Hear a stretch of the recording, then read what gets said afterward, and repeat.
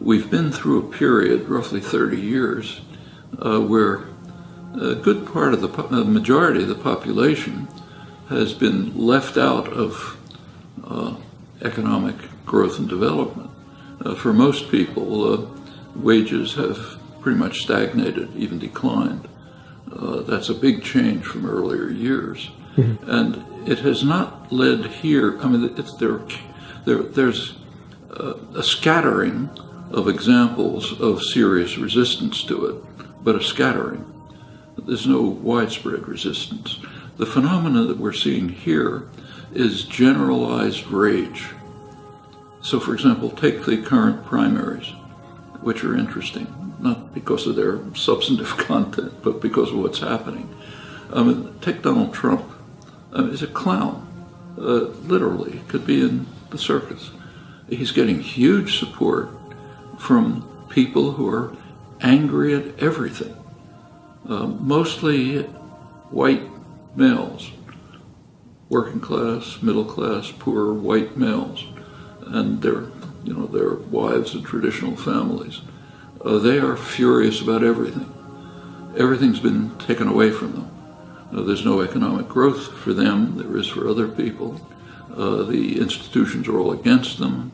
There's concern, deep concern, that they're losing their country because they, generalized they, are taking it away from us. That goes back to a strong nativist tradition in the United States. It's a country of immigrants, but all the way through there's been an effort to construct those of us who are here as not immigrants. So you go back to the Revolutionary period, take Benjamin Franklin, a leading figure of the Enlightenment. He thought that we ought to keep out Germans and Swedes because they're too swarthy. They're not pure Anglo-Saxons like us. That continues into the 20th century. There's a myth of Anglo-Saxonism.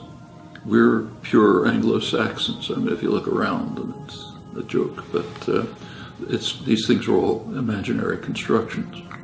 And now there's the picture of us as being overwhelmed by Muslims, Mexicans, Chinese. Somehow they're taking our country away. And it's based on something objective.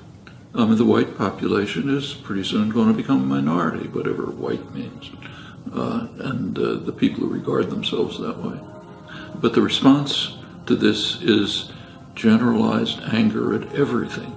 So every time Trump makes a nasty comment about whoever, his popularity goes up, because it's based on hate, hate and fear.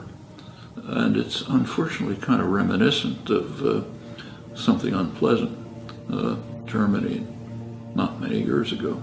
And it's worth remembering that in the 1920s, Germany was the absolute peak of Western civilization. In the arts, in the sciences, it was regarded as a model of democracy. As late as 1928, Hitler got about 3% of the vote. It went from the peak of Western civilization to the absolute depths of human history within 10 years. And I don't want to say it's identical, but there are similarities. In fact, you see similarities elsewhere. Like if the European bureaucrats succeed in destroying Greece, which they're trying to do, humiliate them and so on, you may see the rise there is a neo-fascist party may take over. That's the kind of thing that can happen.